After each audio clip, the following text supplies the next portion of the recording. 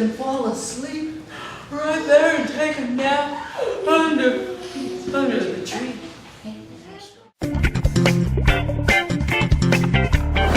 One, two, three.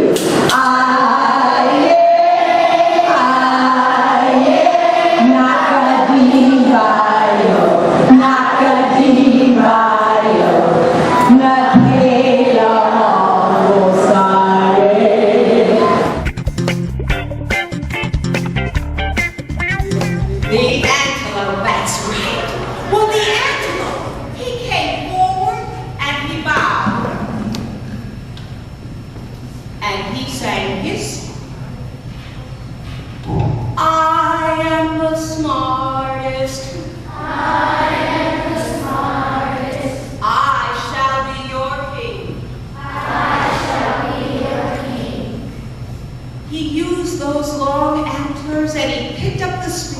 He tossed it in the sky, and then he did the most amazing thing. He counted 5, 10, and bowed.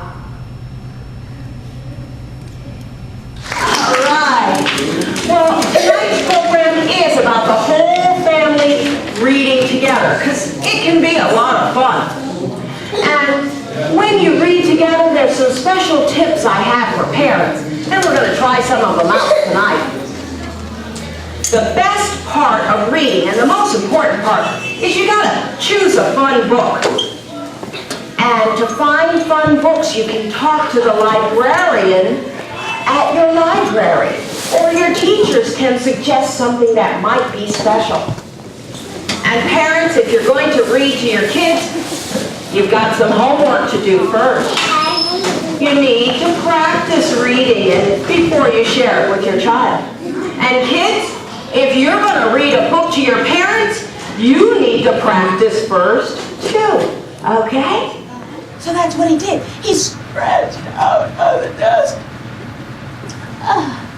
and took a nap. And while he was sleeping, he had a beautiful dream. The window was open just a little bit behind him. And when he opened his eyes, he could feel the breeze. And he saw a beautiful girl in a green dress with long dark hair and big brown eyes and ruby red lips standing right in front of him. She was the most beautiful girl he'd ever seen.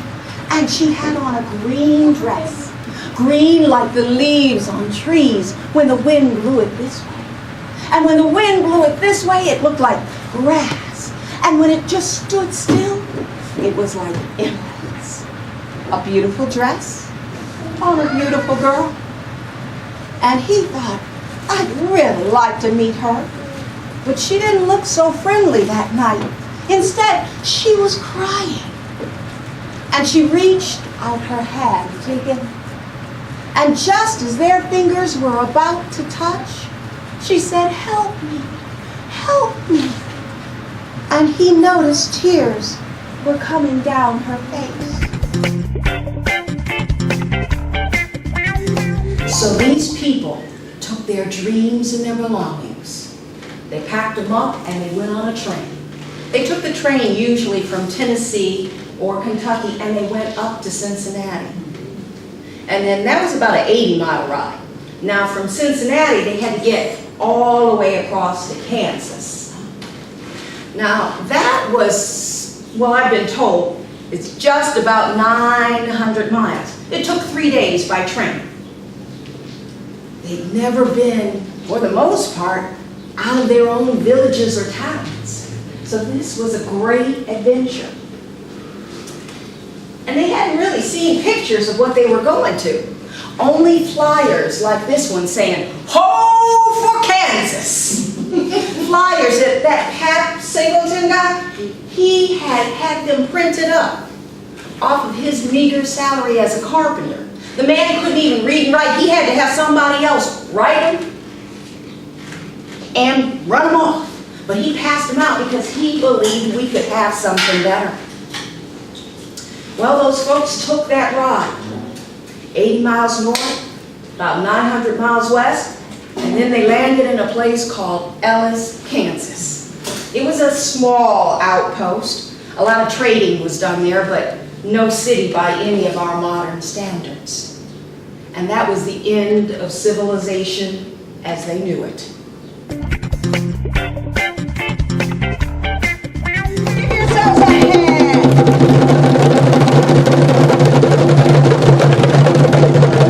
And circles. We're ready to do our first story, I think. Now, the first story, I can't do it unless you guess the animal who is the main character in the story. It's a small animal who would fit in my hands like this. Who do you think? You got it. Ladybug was a little bitty animal. I'll take the mouse. This is a story called The Mouse Who Could Bark. Usually it is, but not in my story. So, I need to show you another signal. This one. When you see this signal, I need to hear the fiercest, meanest dog barking, growling sound you can ever make. Let's hear it. Let me hear it, everybody.